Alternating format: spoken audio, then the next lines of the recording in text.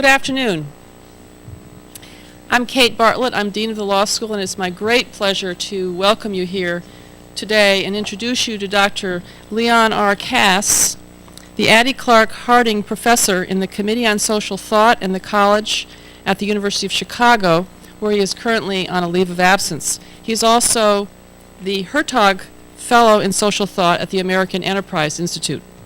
Dr. Kass joins us today to present the Rabbi Seymour Siegel Memorial Lecture in Medical Legal Ethics, the second in a new lecture series at Duke Law School, established by distinguished alumnus and senior lecturing fellow Alan Siegel, class of 1960. The series honors his brother, Rabbi Siegel, a noted scholar in the area of ethics, particularly medical ethics and theology, who died in 1988. Among other accomplishments, he organized the effort to build the Holocaust Museum in Washington, D.C. You may remember last year David Wilkins, Kirkland and Ellis Professor of Law and Director of the Program on Legal Profession at Harvard Law School, delivered the inaugural Siegel Lecture. Today's speaker, Dr. Kass, was educated at the University of Chicago, where he earned his BS and MD degrees in 1958 and 1962, and at Harvard University, where he earned a PhD in biochemistry in 1967. Afterwards, he researched molecular biology at the National Institutes of Health while serving in the United States Public Health Service. More than 30 years ago, Dr. Kass made a fundamental shift in the direction of his work from pursuing science itself to thinking about its human meaning and consequences. He has been engaged for more than 3 decades with the ethical and philosophical issues raised by biomedical advance, and more recently with broader moral and cultural issues. From 1970 to 72, Dr. Kass served as Executive Secretary of the Committee on the Life Sciences and Social Policy of the National Research Council, National Academy of Sciences, whose report, Assessing Biomedical Technologies, provided one of the first overviews of the emerging moral and social questions posed by biomedical advance. Dr. Kass has taught at St. John's College in Annapolis and served as Joseph P. Kennedy Senior Research Professor in Bioethics at the Kennedy Institute of Ethics at Georgetown. He then returned to the University of Chicago, where he has been an award-winning teacher since 1976. Dr. Kass is a founding fellow and board member of the Hastings Center. This is, I believe, the nation's first bioethics research center, a senior fellow of the McLean Center for Clinical Medical Ethics, and a senior fellow and associate director of the John M. Olin Center for Inquiry into the Theory and Practice of Democracy. He has been a member of the National Council on the Humanities, of the National Endowment for the Humanities, and in 2001, President George Bush appointed him chairman of the President's Council on Bioethics. His numerous books and articles include Toward a More Natural Science, Biology and Human Affairs, The Hungry Soul, Eating and the Perfecting of Our Nature, The Ethics of Human Cloning with James Q. Wilson, Wing to Wing, Oar to Oar, this is my favorite, Readings on Courting and Marrying with Amy Kass, who I assume is your wife, and Life, Liberty, and the Defense of Dignity, The Challenge for Bioethics. He recently completed a book offering a wisdom-seeking account of the book of Genesis. His widely reprinted essays in biomedical ethics have dealt with issues raised by in vitro fertilization, cloning, genetic screening and genetic technology, organ transplant, aging research, euthanasia and assisted suicide, and the moral nature of the medical profession. His first article on cloning, Making Babies, the New Biology and the Old Morality, was published in 1972 in the public interest. His most recent one, Preventing a Brave New World, Why We Must Ban Human Cloning Now, appeared in the May 21, 2001 issue of the New Republic. I want to welcome all the students and faculty, many of whom are from other parts of the university here. For some of you, I think it's the first visit to the law school. I know this is Dr. Kass's first visit to the law school, and I welcome him now to the podium.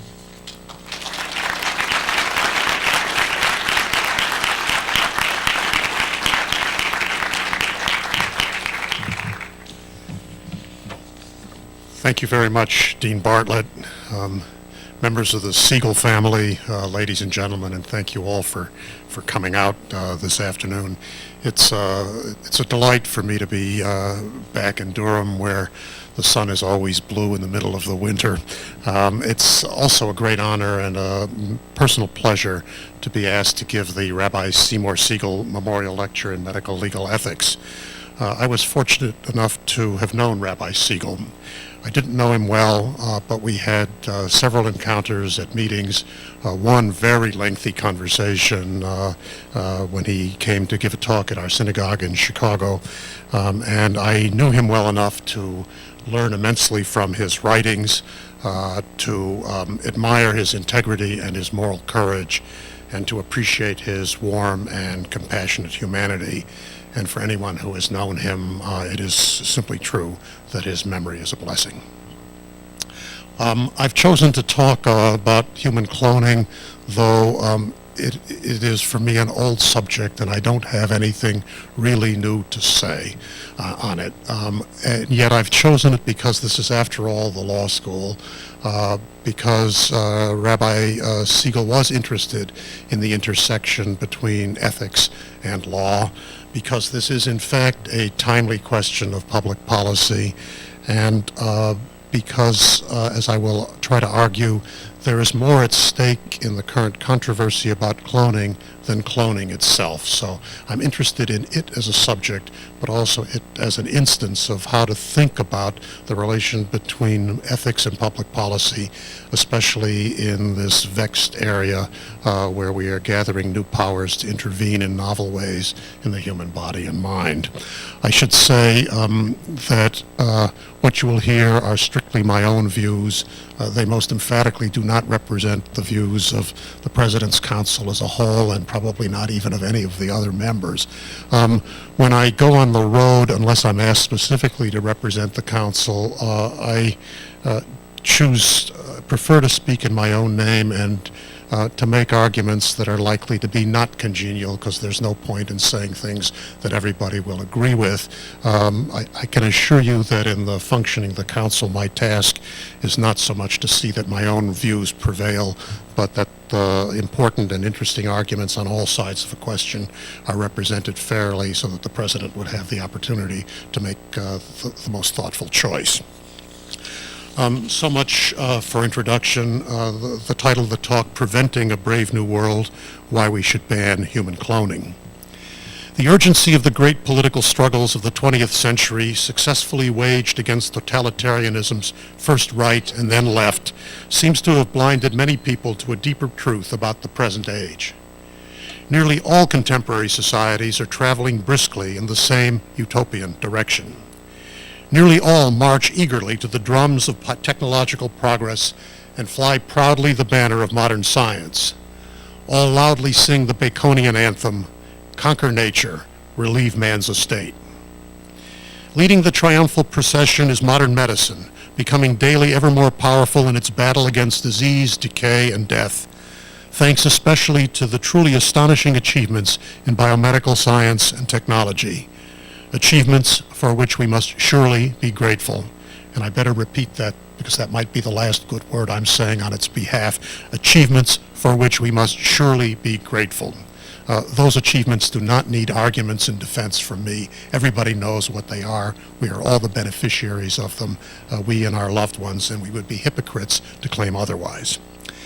Yet contemplating present and projected advances in genetic and reproductive technologies, in neuroscience and psychopharmacology, and in the development of artificial organs and computer chip implants for human brains, we now clearly recognize new uses for biotechnical power that soar beyond the traditional medical goals of healing disease and relieving suffering.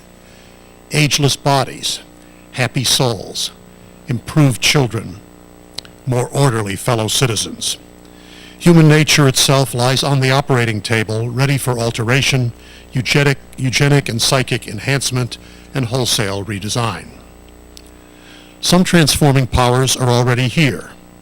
The pill, in vitro fertilization, bottled embryos, surrogate wombs, cloning, genetic screening, genetic manipulation, organ harvests, mechanical spare parts, chimeras, brain implants, drugs to improve memories, drugs to erase memory, Ritalin for the young, Viagra for the old, Prozac for everyone.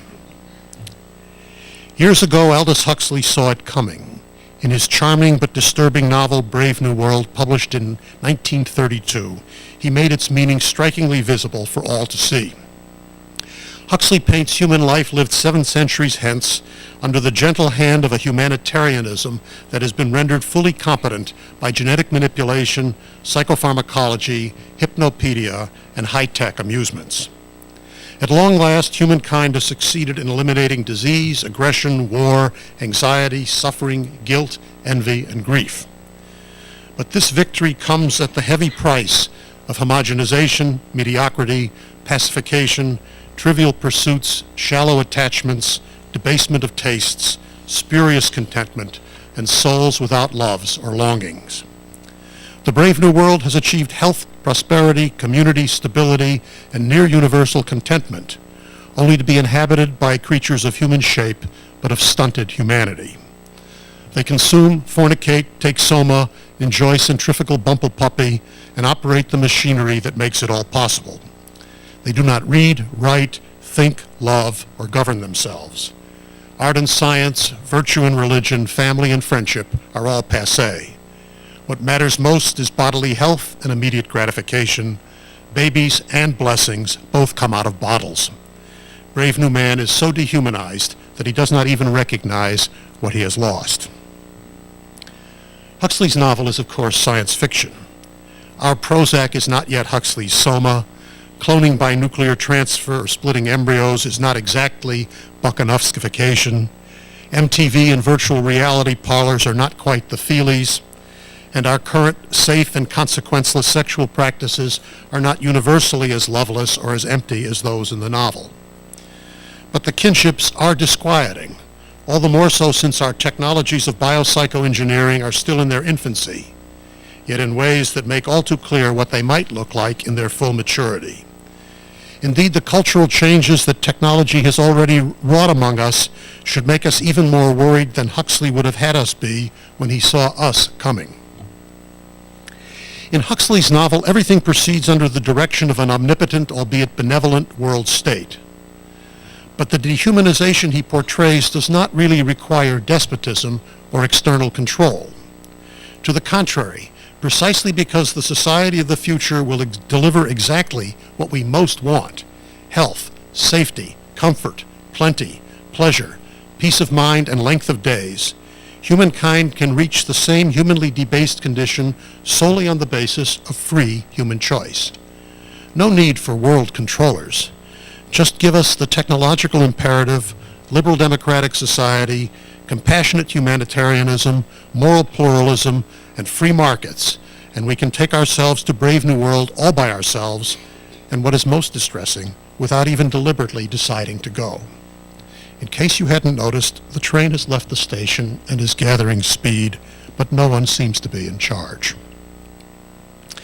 Not the least of our difficulties in trying to exercise control over where biology is taking us is the fact that we do not get to decide once and for all for or against the destination of a post-human world. The scientific discoveries and technical powers that will take us there come to us piecemeal, one at a time, and seemingly independent from one another, each often attractively introduced as a measure that will help us not to be sick. But sometimes we come to a clear fork in the road where decision is possible, and where we know that the decision will make a world of difference, indeed will make a permanently different world. I submit that we stand now at a point of such momentous decision. Events have conspired to provide us with a perfect opportunity to seize the initiative and to gain at least some control of the biotechnical project. I refer to the prospect of human cloning, a practice absolutely central to Huxley's fictional world. Indeed, creating and manipulating life in the laboratory is the gateway to the Brave New World, not only in fiction, but also in fact. To clone or not to clone a human being is no longer a fanciful question. The recent Raelian claims are almost certainly fraudulent. but other reputable scientists and physicians have announced their intention to produce the first human clone in the coming year. And even with the low success rates achieved in animals, there are now 8 or 9 species of mammals successfully cloned. If anyone tries this often enough, success is likely, not to say certain. The media has been softening us up for this possibility by turning what is bizarre into what is familiar. But we dare not be complacent about what is at issue, for the stakes are very high indeed. Human cloning, though partly continuous with previous reproductive technologies, is also something radically new, both in itself and in its easily foreseeable consequences, especially when coupled to powers for genetic enhancement and germline genetic modification visible on the horizon. Let me exaggerate somewhat, but in the direction of the truth. We are compelled to decide nothing less than whether human procreation is going to remain human, whether children are going to be made to order rather than begotten, and whether we wish to say yes in principle to the road that leads to the dehumanized hell of Brave New World. This afternoon, I would like to begin to persuade you first that cloning is different, that it is a serious evil both in itself and in what it leads to, and second, that we ought to try to stop it by legislative prohibition. My motives are twofold. First, I am quite serious about trying to do something to prevent human cloning itself. Second, I care perhaps even more about getting our hands on the wheel of the runaway train now headed for a post-human world, and I doubt that we will ever have a better chance. Before making my case that we might proceed on common ground, let me offer a brief synopsis of the state of the art. Most of you know this, but for those of you who don't, this might be helpful. What is cloning? Cloning, or asexual reproduction, is the production of individuals who are genetically identical to an already existing individual. The technical procedure used in cloning has a fancy name, somatic cell nuclear transfer, but its concept is simple. Take a mature but unfertilized egg, remove its nucleus, its DNA, replace that nucleus with a nucleus obtained from a specialized, that is, somatic cell of an adult organism. The initial product is a cloned human embryo, the functional equivalent of the zygote, the immediate product of the union of egg and sperm. Since almost all of the hereditary material of a cell is contained within its nucleus, the embryo and the individual into which it develops are genetically identical or virtually identical to the organism that was the source of the transferred nucleus. An unlimited number of genetically identical individuals, a clone, could be produced by nuclear transfer. In principle, any person, male or female, newborn adult or adult, could be cloned, and in any quantity. And because stored cells can be frozen to outlive their sources, one may even clone the dead. Now, some possible misconceptions need to be avoided. Cloning is not Xeroxing. The clone of Bill Clinton, though his genetic double, would enter the world hairless, toothless, and peeing in his diapers like any other human infant. But neither is cloning just like natural twinning. The cloned twin will be identical to an older, existing adult. It will arise not by chance, but by deliberate design, and the entire genetic makeup will be pre-selected by the parents and or the scientists. Further, you should know that the success rate, at least at first, will probably not be very high. For this reason, among others, it is unlikely that, at least for now, the practice would be very popular, and there is no immediate worry of mass-scale production of multi-copies. Still, for the tens of thousands of people who sustain over 300 assisted reproduction clinics in the United States and already avail themselves of in vitro fertilization and other techniques, cloning would be an option with virtually no added fuss.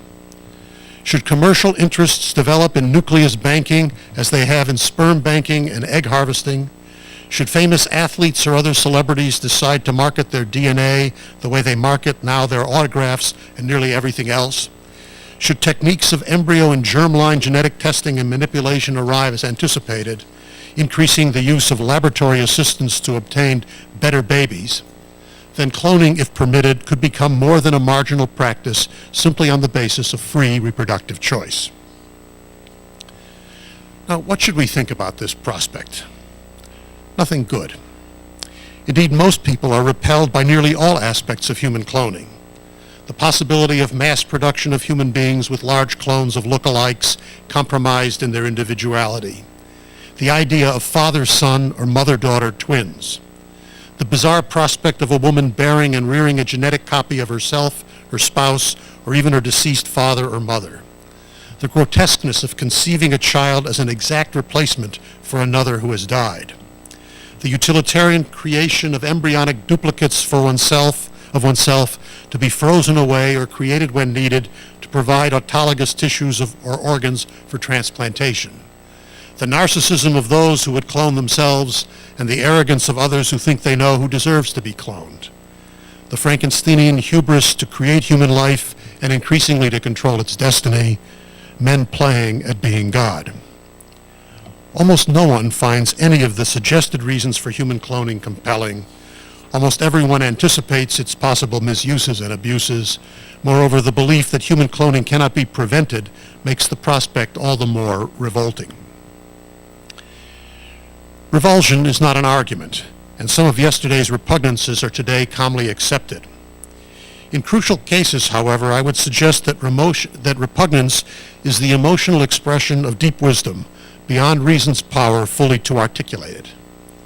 Can anyone really give an argument fully adequate to the horror which is father-daughter incest, even with consent, or having sex with animals, or mutilating a corpse, or eating human flesh, or raping or murdering another human being? Let me suggest that repugnance at human cloning may belong in this category. We are repelled at the prospect of cloning human beings not because of the strangeness or the novelty of the undertaking, but because we intuit and feel immediately and without argument the violation of things that we rightfully hold dear. We sense that cloning represents a profound defilement of our given nature as procreating beings and of the social relations built on this natural ground. In addition, we sense that cloning may be a radical form of child abuse. In this age in which everything is held to be permissible so long as it is freely done, repugnance may be the only voice left that speaks up to defend the central core of our humanity. Shallow are the souls that have forgotten how to shudder. Now here a disclaimer. Arguments of this sort, which I've made before, have led some people to think that Kass believes that repugnance is the essence of moral reflection, and that because, and one of my colleagues at the University of Chicago has written in a law journal that Kass thinks that because he's repelled by human cloning, we should ban it. Repugnance is at best a pointer. It's a warning. It's a warning to take things seriously. And fortunately, repugnance need not stand entirely naked before the bar of reason. And I would like to try to articulate partially what I think might be the wisdom of our horror at human cloning. I will offer 4 objections. First, cloning involves unethical experimentation on the unborn. Second, it threatens identity and individuality. Third, it turns procreation into manufacture. And fourth, it means despotism over children and perversion of parenthood. First, any attempt to clone a human being would constitute an unethical experiment upon the resulting child to be. In the animal experiments, fewer than 2 to 3% of the cloning attempts succeed. Not only are there fetal deaths in stillborn infants, but there is also a high incidence of late-appearing disabilities and deformities in the cloned animals that attain live birth. Nearly all scientists agree that attempts to clone a human being carry grave risks of producing unhealthy and disabled children. Considered opinion is virtually unanimous. Attempts at human cloning, at least for now, are irresponsible and unethical. And to attempt the procedure in order to learn how to do it would itself be an unethical practice. We cannot even ethically get to know whether or not human cloning is feasible. Second, cloning, if successful, would create serious issues of identity and individuality. The clone may experience concerns about his distinctive identity not only because he will be in genotype and appearance identical to another human being, but in this case because he may also be twin to the person who is his father or mother, if one can still call them that. What would be the psychic burdens of being the child or parent of your twin? In the mistakenly regarded as innocent case of intrafamilial cloning, What will happen when the adolescent clone of mommy becomes the spitting image of the woman daddy once fell in love with? In the case of divorce, will mommy still love the clone of daddy even though she can no longer stand the sight of daddy himself? In addition, unlike normal identical twins, a cloned individual will be saddled with a genotype that has already lived. He will not be fully a surprise to the world. People are likely always to compare his performance in life with that of his alter ego, especially if he is a clone of someone gifted or famous. True, his nurture and circumstance will be different. The genotype is not exactly destiny.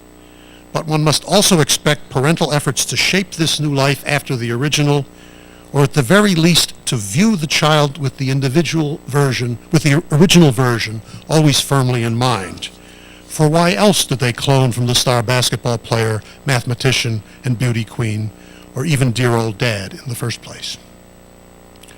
Third, human cloning would represent a giant step toward turning begetting into making, procreation into manufacture, a process already begun with in vitro fertilization and genetic testing of embryos. With cloning, not only is the process in hand, but the total genetic blueprint of the cloned individual is selected and determined by the human artisans. To be sure, subsequent development is still according to natural processes, and the resulting children will be recognizably human. But we here would be taking a major step into making man himself simply another one of the man-made things. How does begetting differ from making? In natural procreation, human beings come together complementarily, female and male, to give existence to another being who is formed exactly as we were, by what we are, living, hence perishable, hence aspiringly erotic, hence procreative human beings. But in clonal reproduction, and in the more advanced forms of manufacture to which it will lead, we give existence to a being not by what we are, but by what we intend and design. As with any product of our making, no matter how excellent, the artificer stands above it, not as an equal, but as a superior, transcending it by his will and creative prowess. In human cloning, scientists and prospective parents adopt a technocratic attitude toward human children. Human children become their artifacts, and such an arrangement is profoundly dehumanizing, no matter how good the product. Procreation dehumanized into manufacture would be further degraded by commodification, a virtually inescapable result of allowing baby making to proceed under the banner of commerce. Genetic and reproductive biotechnology companies are already growth industries, but they will soon go into commercial orbit now that the Human Genome Project is all but complete. Human eggs for sale is already a big business, masquerading under the pretense of donation. Newspaper advertisements on elite college campuses offer up to $50,000 for an egg donor tall enough to play women's basketball and having high enough SATs to get into Stanford. To no one's surprise, at such prices, there are many young co-eds eager to help shoppers attain the finest babies that money can buy. Through the rental of surrogate womb services and through the buying and selling of tissues and embryos, priced according to the merit of the donor, the commodification of nascent human life will be unstoppable.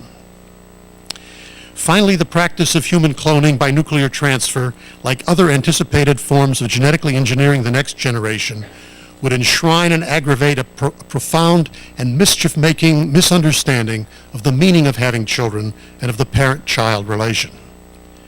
When a couple normally chooses to procreate, the partners are saying yes to the emergence of new life in its novelty, are saying yes not only to having a child, but also to having whatever child this child turns out to be. In accepting our finitude and opening ourselves to our replacement, we tacitly confess the limits of our control. Embracing the future by procreating means precisely that we are relinquishing our grip in the very activity of taking up our own share in what we hope will be the immortality of human life and the human species. This means that our children are finally not our children. They are not our property, they are not our possessions, neither are they supposed to live our lives for us, nor anyone else's life but their own. Their genetic distinctiveness and independence are the natural foreshadowing of this deep truth that they have their own and never before enacted life to live. Though sprung from a past, they take an uncharted course into the future. Much mischief is already done by parents who try to live vicariously through their children. Children are sometimes compelled to fulfill the broken dreams of unhappy parents. But whereas most parents normally have hopes for their children, cloning parents will have expectations. In cloning, such overbearing parents will have taken at the start a decisive step that contradicts the entire meaning of the open and forward-looking nature of the parent-child relationship. The child is given a genotype that has already lived, with full expectation that this blueprint of a past life ought to be controlling of the life that is to come. A wanted child now means a child who exists precisely to fulfill parental wants. Like all the more precise eugenic manipulations that will follow in its wake, cloning is thus inherently despotic, for it seeks to make one's children after one's own image and their future according to one's will. For all these reasons, I conclude that human cloning threatens the dignity of human procreation, giving one generation unprecedented control over the next, and marking a major step toward a eugenic world in which children become objects of manipulation and products of will. We rightly worry about this threat when we oppose cloning to produce children, yet as I will argue in a moment, the same concerns, even more than concerns about destroying embryos, should lead us also to worry about and even to oppose cloning for biomedical research. Now, the defenders of cloning are, of course, not wittingly friends of despotism or openly proponents of eugenics. They regard themselves mainly as friends of freedom, the freedom of individuals to reproduce, of scientists and inventors to discover and devise, of entrepreneurs to profit in the market. They want large-scale cloning only for animals, but they wish to preserve cloning as a human option for exercising our, quote, right to reproduce, our right to have children, and to have children with desirable genes. As some point out, under our right to reproduce, we already practice early forms of unnatural, artificial, and extramarital reproduction, and we already practice early forms of eugenic choice. For that reason, they argue, cloning is no big deal. Here, please note, we have a perfect example of the logic of the slippery slope.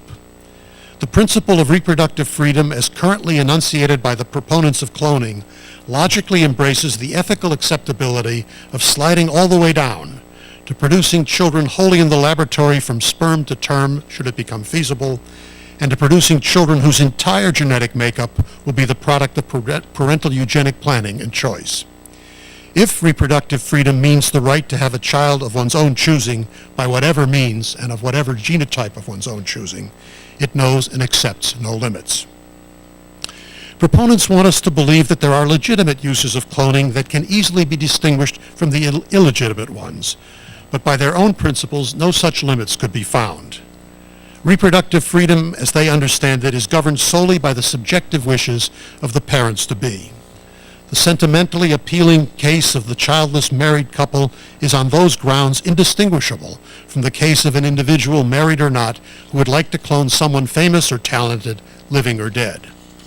Further, the principle here endorsed justifies not only cloning, but indeed all future artificial attempts to manufacture better or perfect babies. Now, the perfect baby, of course, is not the project of the infertility doctors, but of the eugenic scientists and their supporters, who for now have gone underground, content to hide behind the skirts of the partisans of reproductive freedom. For them, the paramount right is not the so-called right to reproduce, but what biologist Bentley Glass called a quarter of a century ago, quote, the right of every child to be born with a sound physical and mental constitution based on a sound genotype, the inalienable right to a sound genetic heritage, unquote. But to secure that right and to achieve the requisite quality control over new human life, human conception and gestation will need to be brought fully into the bright light of the laboratory, beneath which the child-to-be can be fertilized, nourished, pruned, weeded, watched, inspected, prodded, pinched, cajoled, injected, tested, rated, graded, approved, stamped, wrapped, sealed, and delivered. There is no other way to produce a perfect baby. And we should note that in the last 2 or 3 years, there's been a new emphasis in the artificial reproduction clinics. A sizable minority of people are now coming there not for the treatment of infertility, but to take advantage of new techniques for pre-implantation genetic diagnoses, now for the screening out of severe genetic diseases, but very soon available for selecting various other kinds of traits. We come back to this point.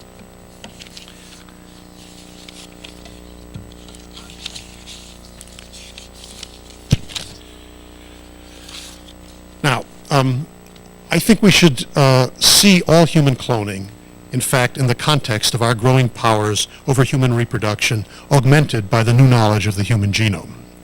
Science already, as I've just indicated, permits us to screen human embryos in vitro for thousands of human genes, not only to find these markers for dread disease, but soon for genes responsible for traits such as sex, height, skin color, but also even intelligence, temperament, or sexual orientation. Genetic selection of embryos is a growing industry, and some experts are hailing assisted reproduction as the route to genetically sound babies. While directed genetic change of human embryos, even for therapeutic purposes, may be a long way off, it has been accomplished in primates in the laboratory. It would be naive to believe that cloning children will be confined to infertile couples or that cloning research will be confined to studies of disease. Viewed in this larger context, the production of cloned embryos for any purpose marks a significant leap in transforming procreation into a form of manufacture. The embryo created by cloning, whatever use is subsequently made of it, would be the first human embryo to have its genetic identity selected in advance. The first human embryo whose makeup is not the unpredictable result of the chance union of egg and sperm. It is precisely this genetic control that makes cloned embryos appealing and useful. But we should not be deceived. Saying yes to creating cloned embryos, even for research, means saying yes, at least in principle, to an ever-expanding genetic mastery of one generation over the next. Once cloned embryos exist in the laboratories, the eugenic revolution will have begun.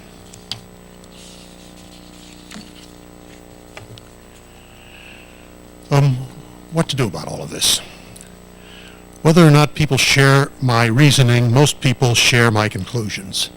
That human cloning is unethical in itself and dangerous in its likely consequence, which include the precedent that it will establish for designing our children. Some people reach this conclusion for their own good reasons different from my own. Concerns about fairness in the access to eugenic cloning, worries about the genetic effects of asexual inbreeding, aversion to the implicit premise of genetic determination, objections to the embryonic and fetal wastage that must necessarily accompany the efforts, religious oppositions to man playing God. But never mind why. The overwhelming majority of our fellow Americans remain firmly opposed to cloning human beings. For us, the real question is, what should we do about it, and how can we best succeed? These questions should concern everyone eager to secure deliberate human control over the powers that could redesign our humanity, even if cloning is not the issue over which they would choose to make their stand. And the answer to the first question seems pretty plain. What we should do is try to work to prevent human cloning by making it illegal. We should aim for a global legal ban if possible, for a unilateral national ban at a minimum, and soon before the fact is upon us. To be sure, legal bans can be violated, but we certainly curtail much mischief by outlawing incest, voluntary servitude, and the buying and selling of organs and babies. To be sure, renegade scientists may secretly undertake to violate such a law, but we can deter them by both criminal sanctions and monetary penalties, as well as by removing an incentive they have to proudly claim credit for their technological bravado. The question is, what kind of a ban should we have? And by the way, around the world, the bans on human cloning have been enacted month by month, and most of the nations that have enacted a ban on cloning ban all human cloning, beginning with the creation of the embryonic human clone. There was an attempt to produce a convention against human cloning in the United Nations. It was tabled. It will come back this year when it is hoped that maybe France, Germany on the one side and the United States on the other might actually come to some agreement as to what the desirable convention should be. Two approaches have been in the forefront in this country. One would ban all human cloning, beginning with the primary clonal act, namely the creation of the cloned human embryo. The second would allow the creation of cloned embryos usable for research, but would erect the proscription at the transfer of such embryos to a woman's uterus in the attempt to produce a child. In 1998, there were two bills in Congress, one of each sort, and because there was no majority, neither was passed. The same thing happened in the last session of Congress.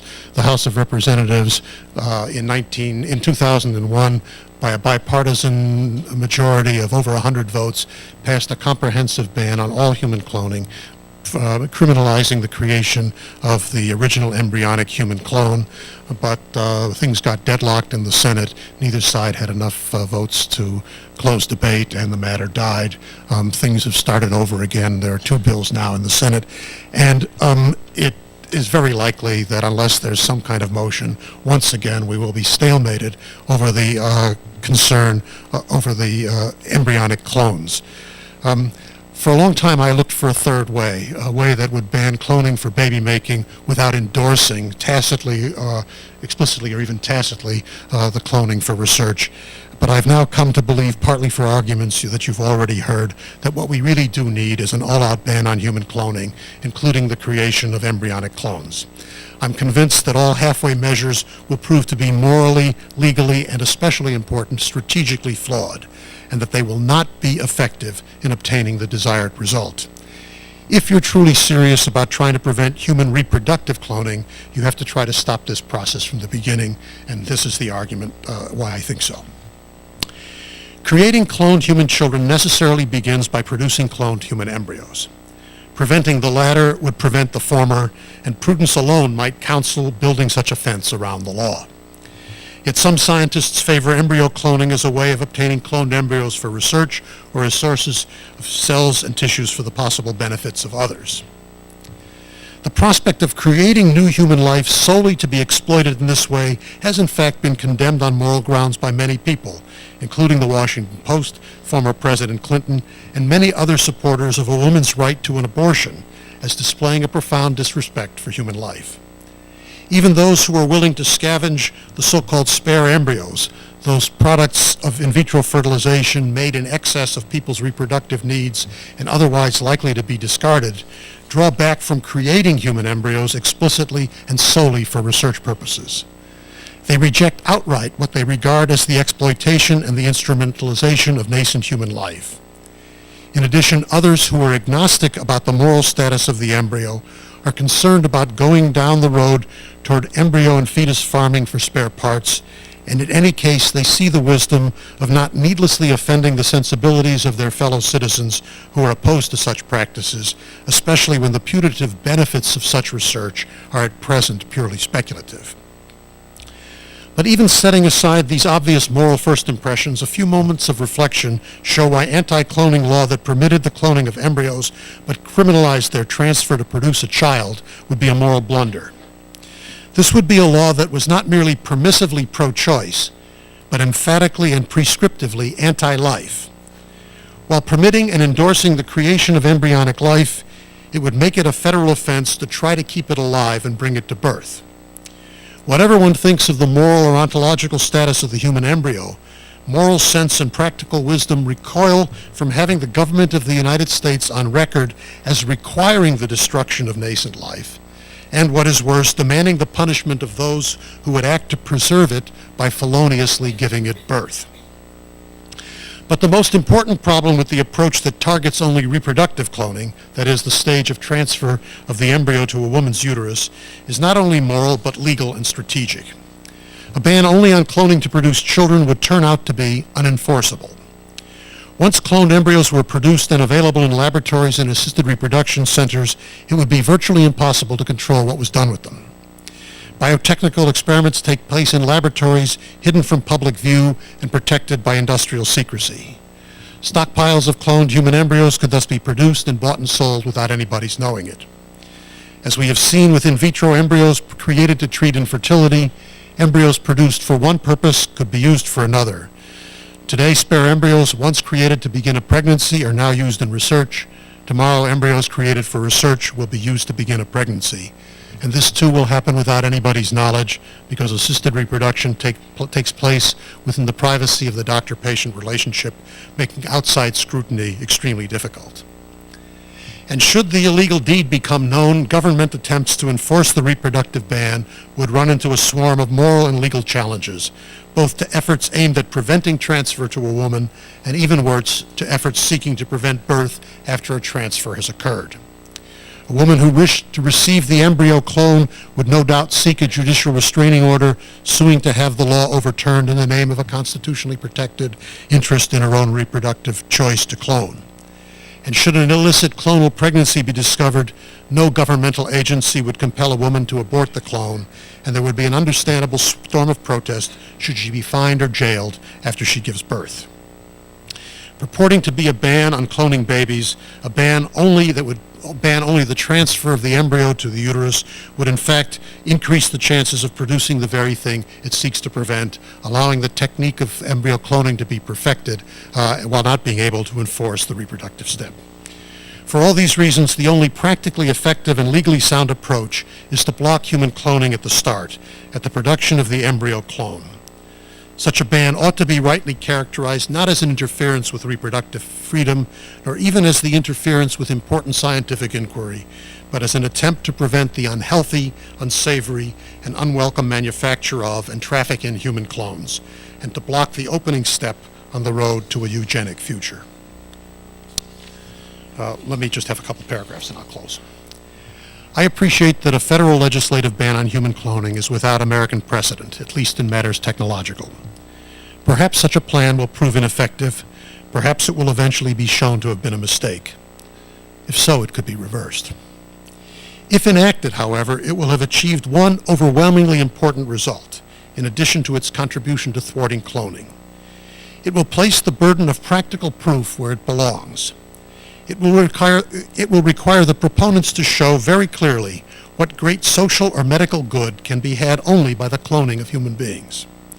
Surely it is only for such a compelling case, yet to be made or even imagined, that we should wish to risk this major departure or any other major departure in human procreation.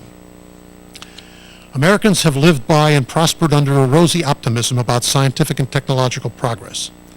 The technological imperative has probably served us well, though we should admit that there is no accurate measure for weighing benefits and harms. And even when we recognize the unwelcome outcomes of technological advance, we remain confident in our ability to fix all the bad consequences by regulation or by means of still newer and better technologies. Yet there is very good reason for shifting the American paradigm, at least regarding those technological interventions into the human body and mind that would affect surely fundamental and likely irreversible changes in human nature, basic human relationships, and what it means to be a human being. Here we should not be willing to risk everything in the naive hope that, should things go wrong, we could later set them right again. The present danger posed by human cloning is paradoxically a golden opportunity. In a truly unprecedented way, we can strike a blow for the human control of the technological project, for wisdom, for prudence, and for human dignity. The prospect of human cloning, so repulsive to contemplate, is the occasion for deciding whether we shall be the slaves of unregulated innovation and ultimately its artifacts, or whether we shall remain free human beings who guide our powers toward the enhancement of human dignity. Thank you.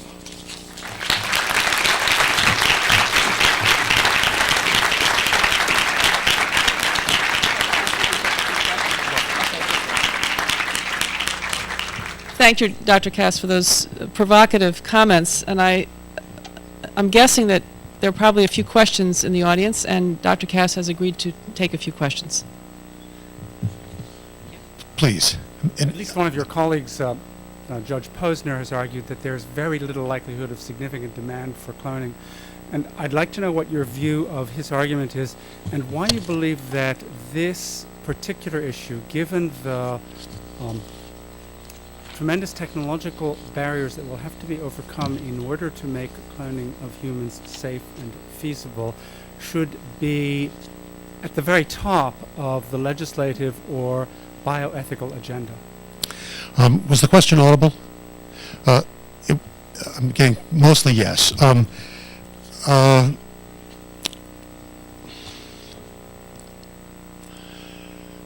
On the question of how widespread the use for this might be, I think it's an open question. At the moment, there are technical barriers.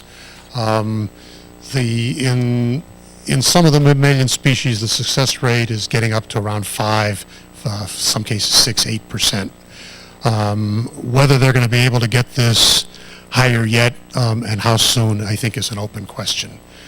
I think one could make the argument that as long as cloning is going to be a minority practice, it's not such a big deal. We should permit people to practice it. I take it that that's partly Judge Posner's argument.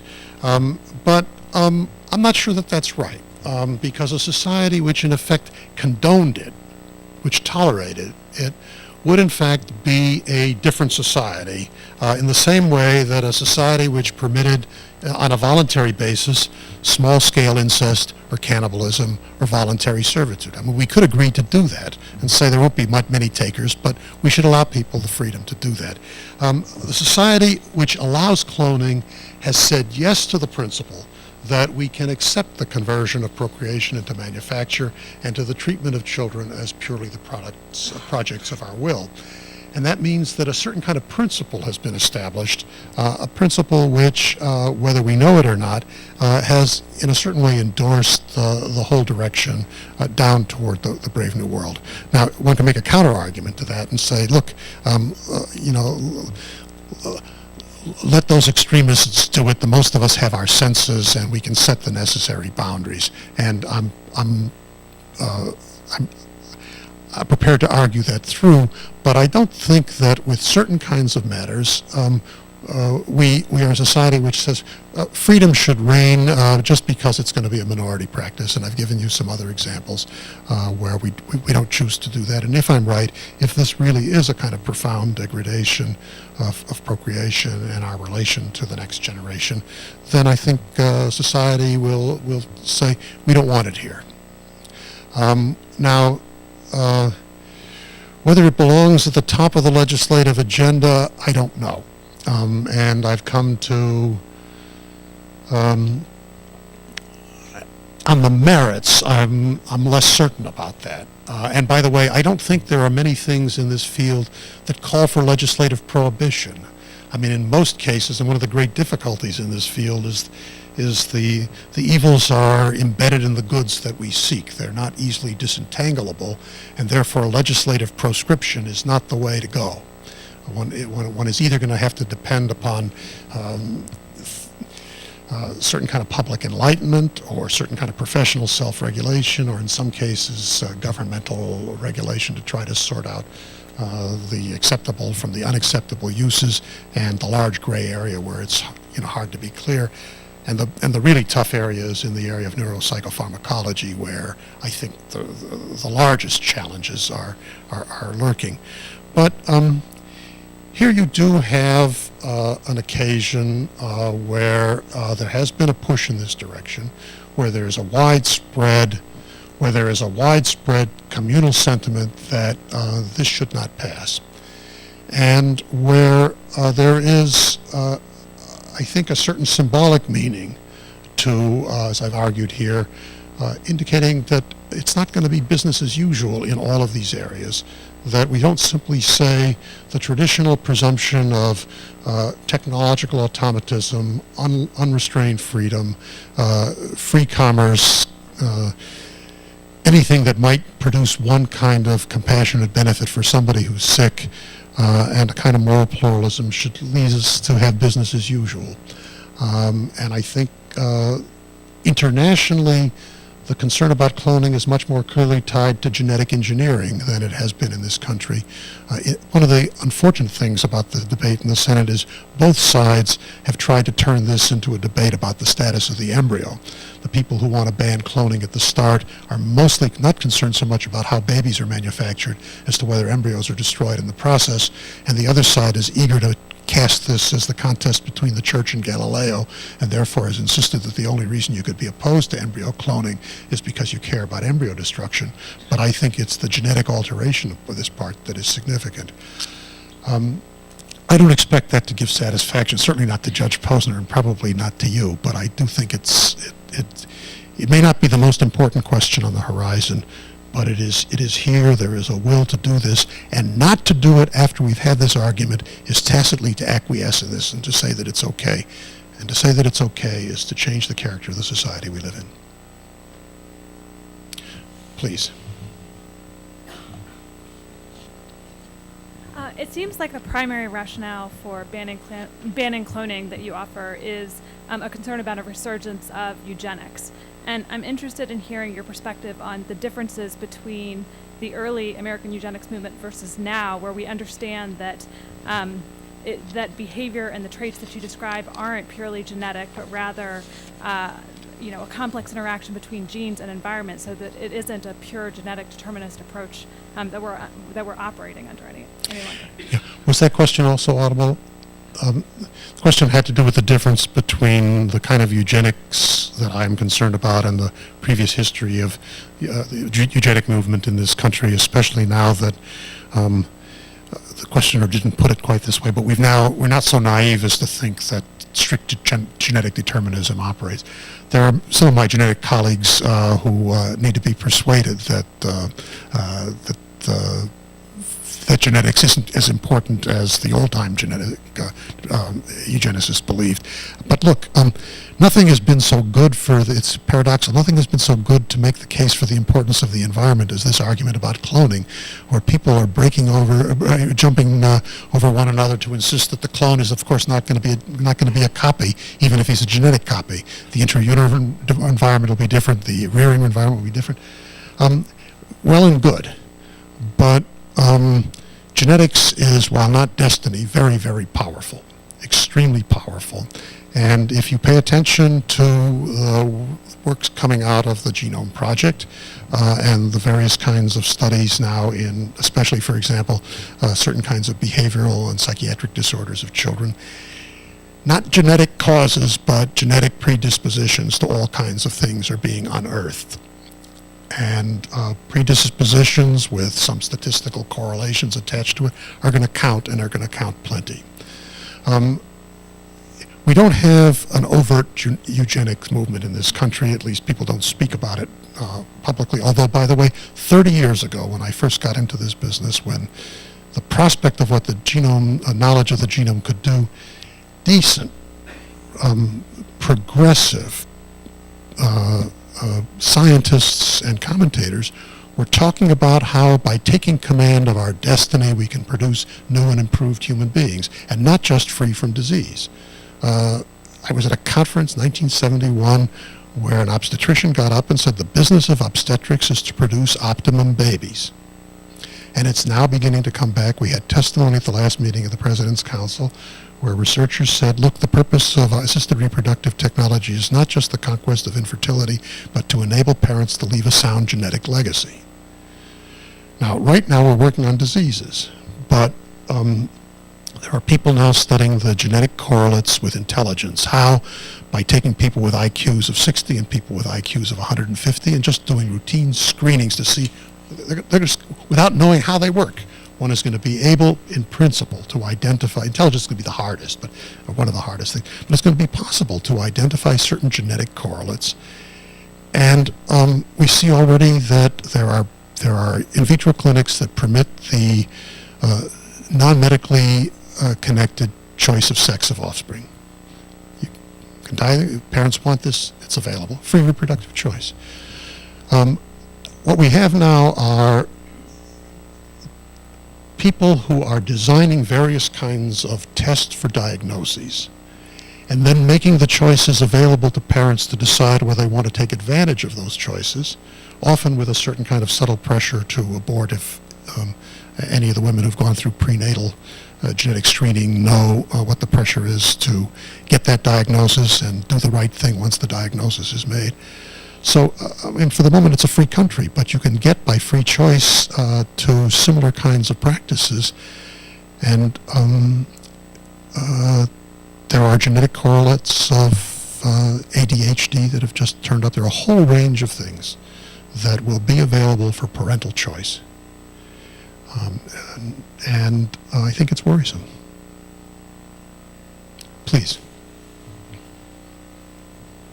When you talk about repugnance, the wisdom of repugnance, it's a two-part question I've got for you. The first one is: are you making a normative statement, what should be, or are you making a descriptive statement of what is? I mean, the way people actually feel and interacting in certain situations. Part two is, if it is a descriptive, I get the sense from your writings that it's a descriptive statement. Is that based on your sort of empirical sense of how things, your experience of how people react to things, or is it based on sort of a natural law, religiously based natural law argument about human nature? Descriptive and empirical.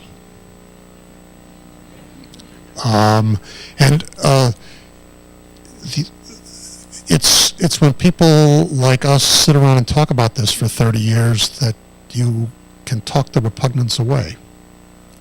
And I'm not sure that it's an improvement. Every time I went to Washington when I was giving testimony all last year, and getting a ride with a cab driver, you strike up a conversation, their immediate intuition is very clear. Tell them we don't want this. Now, it's the general practice of academics to regard their superior sophistication as giving them the right to regard that as the opinion merely of the man on the street. But I descend from people who are men on the street, and I can't shine their moral shoes. By the way, what I mean by the wisdom of the repugnance is it's a warning sign. It's a warning sign that you might be transgressing something important. Now, to be sure, we didn't evolve with a repugnance at cloning, the way in which it would make an awful lot of sense that the proscription of incest and cannibalism, foundational taboos in almost all human societies, should not have to be carried by philosophical argument that would provide a foolproof refutation of any skeptic. They have to. We have a moral sense. We have moral intuitions, and much of that is somehow attached to feeling. I mean, the distinction between the feeling soul and the thinking soul is overrated. But nevertheless, there's something about intuitions about the relations of parents and children that are also protected. You can't somehow give a rational argument for the kind of feelings that attach a woman to her newborn child, or, by the way, that lead us to be compassionate in the sight of suffering. So these feelings are pointers. You then have to analyze them. You have to make sure that they're not somehow rank prejudices, such as the prejudice against miscegenation and other things of that sort. The work is not done just because you find something repellent.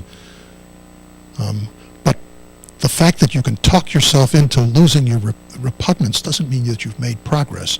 As Raskolnikov puts it, man gets used to everything, the beast. Please. There are several places where you've referred to cloning as being something that's an exercise of free choice. And what strikes me as interesting about a lot of the new reproductive technologies, whether it's pre-implantation genetic diagnosis or reproductive cloning, is that people really aren't making free choices about their reproduction. Their choices are constrained in all sorts of complicated ways in terms of what economic structures and social norms suggest about what good babies are. So it seems to me that if we in this country say we're going to ban something, that it's the sort of thing that's going to push all the wrong buttons in this particular culture. Say a little more. Well, I think people just have sort of a knee-jerk reaction to the notion that they're prohibited from doing something that would interfere with their free choice. And I wonder, as an alternative, what you would think about the prospects for success in eliminating the urge for reproductive cloning. If we had sort of a national discussion, and I'm not sure how it would occur, but about reproductive decision-making and the extent to which, increasingly, it's not at all free. And if that might take us where you think we ought to go, probably more slowly, but ultimately more effectively. Well, thank you for the question. And although the talk focuses on cloning, and I did try to put it into the context of genetic manipulation, it also belongs in the context of assisted reproductive technologies and the way in which that has now transformed in subtle ways, in ways that we don't often recognize. Look, we just had a presentation, this is a slight digression, but we just had a presentation from a human embryologist at the last council meeting who showed slides and sort of introducing all of us to really what goes on in the early stages. And it suddenly dawned on all of us that even with the most sophisticated of tests now available, up until in vitro fertilization, it would be impossible for any woman to know that she was pregnant earlier than, let's say, 7 days. Now, with in vitro, one knows that there is a new life because you got it there and you see it dividing. In the first case, the child arrives mysteriously and unannounced, and you have to wait for its, the pregnancy arrives. Now it is under control in your hands, and all kinds of new decisions and responsibilities and constraints come with that transformation, and all kinds of attitudes change. It's very important that we try to lift up to view the meaning of what we've already done. But I don't think, I would be in favor of such a conversation, and in fact we are trying to have some try to promote some kind of more public discussion about assisted reproductive technologies, an area which has gone unregulated and, except for a few people who've written on the subject, largely ignored as a social cultural matter. But I don't think the response to a ban on human cloning, except amongst the libertarians, is likely to be regarded as a great blow to human freedom. And in fact, it seems to be what every member of Congress, every member of the House of Representatives voted for some form of ban on human reproductive cloning. Every last one. And that seems in the polls steadily, roughly about 90%. So I don't think that one's going to have the sense, the heavy hammer of the law is somehow getting in the way of our rights. And it might very well be that it forces a kind of conversation about, well, what really is wrong with this? And what really is our relation to the next generation? Please. I'll take the people standing and we'll break, please. I was interested by your analysis of individuality and the possible growing homogeneity of society if human cloning is allowed to go through. But in my experience, no matter what, life seems to find a way, and people will always find a way to find differences and to forge out an individuality. And the example I'm thinking of most are, I have many sets of friends who are twins. And even though they look exactly alike, and one is 3 minutes older than the other, it seems like she's 3 years older, and they seem nothing alike. And I'm wondering if at all you can comment on where you see the ethos of an individual plays vis-a-vis their genetic makeup. Because the one hopeful thing I think of that could come from human cloning is that we will begin to look past one's genetic makeup and look to see who a person really is, if indeed we get to that point of homogeneity. And through that, really capture what the essence of a person is? That's a lovely question, and thank you very much. I know some identical twins. My experience with them is similar to yours, though it, by the way, also one learns from them the great difficulty that people, in fact, sometimes have wresting their individuality from a person who is so intimately and so close to them and so similar. I mean, they have a different task ahead of them. And the task of wresting one's individuality when one is a clone of a life that is already lived and not your contemporary, and where the cloners have chosen to make you that way, I think would be different. It would be quite different. Now, you could say if people simply chose to clone someone that they didn't know at random, and nobody knew who this, unlikely that anybody would care to do anything like that. But if there's knowledge, there's also determination, and much mischief will be done by the parents comparing this new life to the life that they thought that they were regenerating here. Now, and if it should turn out that there's divergence, it will not be greeted with equanimity in your fashion. It will be said, why the hell aren't you more like the child we thought we wanted to have? We've given you the basketball, Wilt Chamberlain II. Why don't you want to play? I mean, it's an interesting notion that somehow human cloning would liberate us from genetic determinism. I think we've got better paths, and I don't want to thinking about this from the point of view of the poor children. Everybody thinks about this from the point of view what it would like to clone themselves or clone somebody famous. Not very many people think about what it would like to be on the receiving end. And I think we can find other ways to come to discover our non-determined dignity as free and thoughtful and loving human beings without having to use this route. You speak eloquently about it without having to be a clone. Please.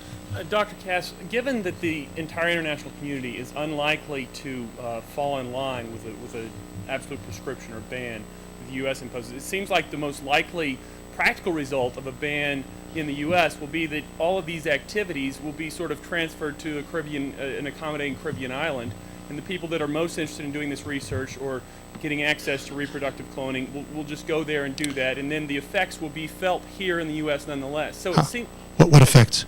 The effects, sir, would be women going and having the reproductive procedure executed there or carried out there and then sort of returning.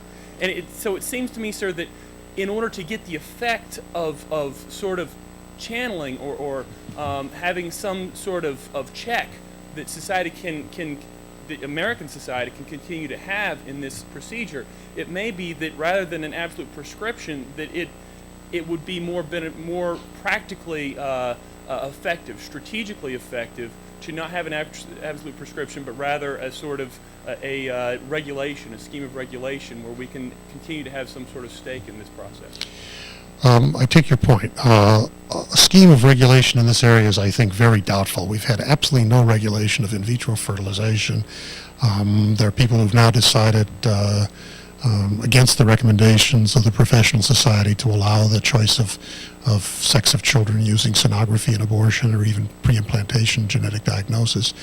And on the larger question, I don't think that because people can now go to certain parts of the world to buy kidneys, that you would be in favor of our overturning our legislative ban that doesn't permit it in this country.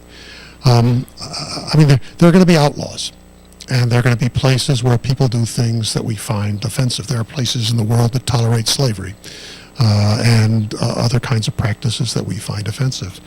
But I do think that there is a very good possibility that, in fact, from the international community's point of view, the United States is an outlaw nation. The Brits, the Israelis, the Chinese, Singapore. Did I say Sweden?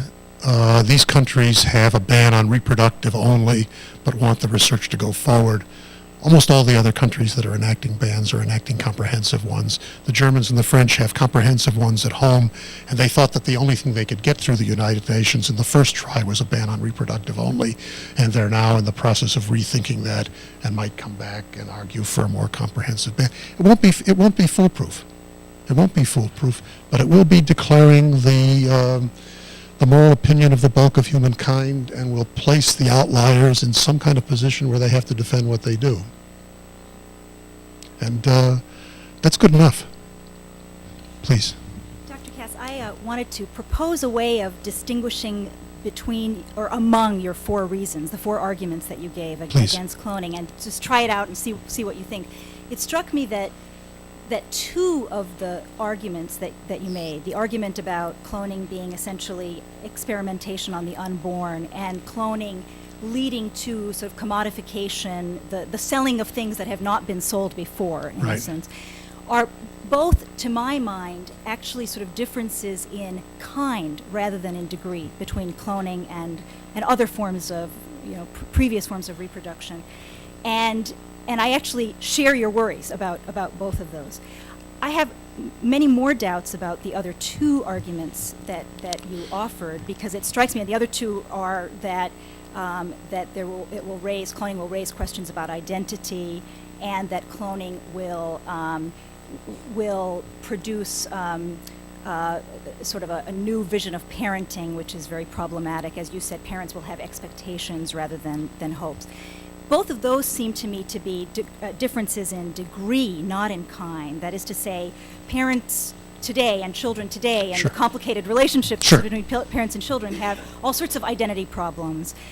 Parents have all kinds of expectations about their children and make their lives miserable as a result, and vice versa, and children flaunt those expectations and make their parents' lives miserable as a result. And it's something that you actually emphasize a lot in your work, and did today as well, that all of that sort of complexity and suffering can actually lead to beneficial consequences for some people's lives. I mean, you can forge an identity Right. out of flaunting the identity that is being foisted on you.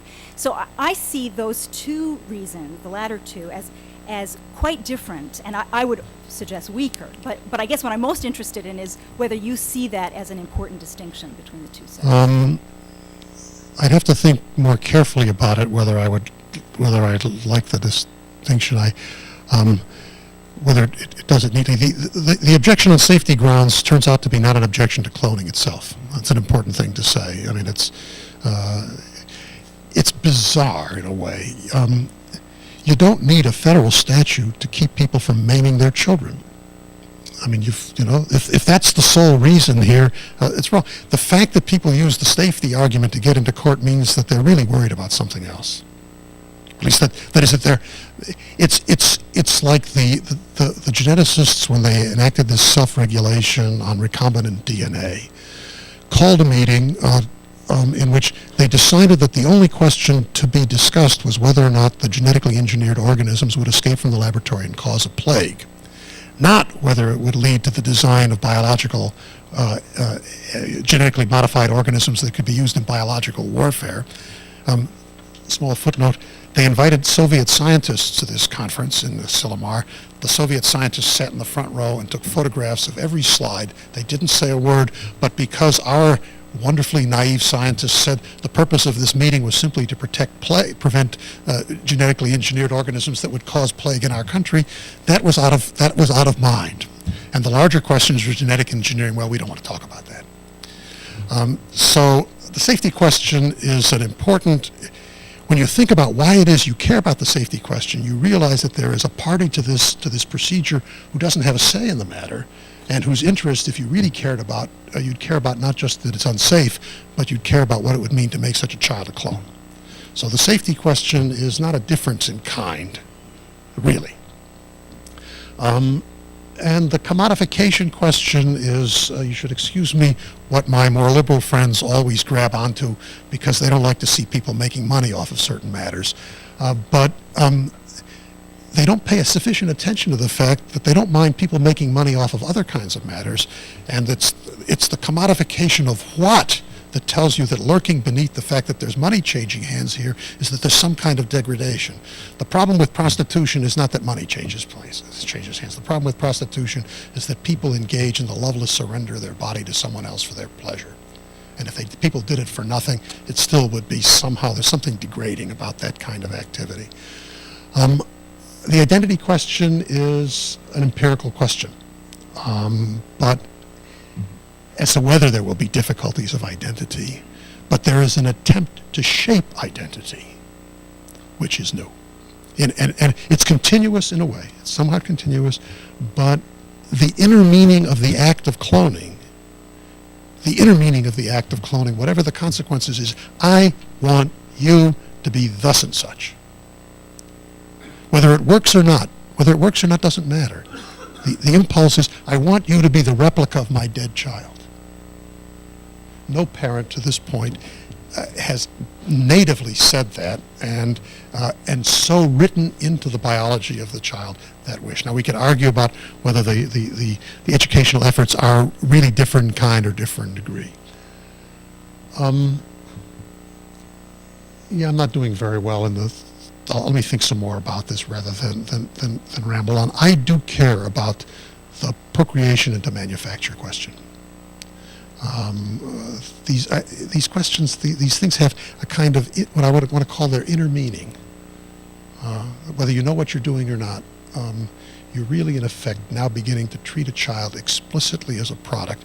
We do this already, to be sure, in lots of other ways.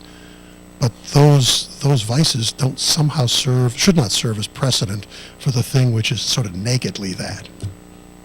But let me promise to think and talk further. Please, Ernie Friedel. Question. One of the major issues, seems to me, is who shall decide who will be cloned? Now, you can make a decision that it would be nice to have a lot of Michael Jordans running around, and the only consequence would be that you'd have to change the game of basketball, because if everybody was as tall as he was, there'd be no point. And that's a trivial consequence. But suppose a decision was made to clone Adolf Hitler, if you like, which you say is possible from DNA, then clearly that has a very different set of consequences. So the control of the decision as to who shall be cloned seems to me an extraordinarily important one. Right, it's a very welcome point, Ernie. I think I've tried in all my writings on this to avoid the Hitler, the kind of scare tactic of that sort and the multiple copies, partly because I've chosen to take up this question in the context of liberal democratic societies such as our own. The Chinese, by the way, are pursuing this area with great vigor. They've discovered ways to do cloning using rabbit eggs, human nuclei in rabbit eggs, avoiding one of the great shortages that stands in the way of success here, namely, you need an awful lot of human eggs, and the whole question of commodification, if you will, of women's reproductive tissue for this practice is an important issue that's been raised. But now I try to imagine what this would look like in our country. What it would look like in our country is it's a free market. And the people who sort of say, look, there are innocent practices. You've got this infertile couple. They don't want to go outside the marriage. Yeah, they might be unwise. They might not really know what they're doing when they produce a child who's the copy of the husband, who, by the way, in response to the previous question, the child will now be able to say to that father, you're responsible for the fact that I don't like my nose or that I can't sing. I mean, that really ups the ante. And the parents can't say, look, it was nature. But I don't see how in liberal democratic countries we're going to do anything. Once we sort of say it's permissible for some subjective reason known only to the parents, that we're going to be able to say that this entrepreneur who goes into certain poor communities and says, look, please allow me to produce 5 clones here of Shaquille O'Neal. I'm a basketball scout. We will put you on Easy Street. One of them might make it. Who's to say that and that this is the way out of poverty for certain kinds of people? Well, you know the arguments in advance. Who's to say that someone's reason to clone or someone's choice of whom to clone is illegitimate once you've allowed this to be based upon the principle of free choice? Thank you for your attention, your good questions.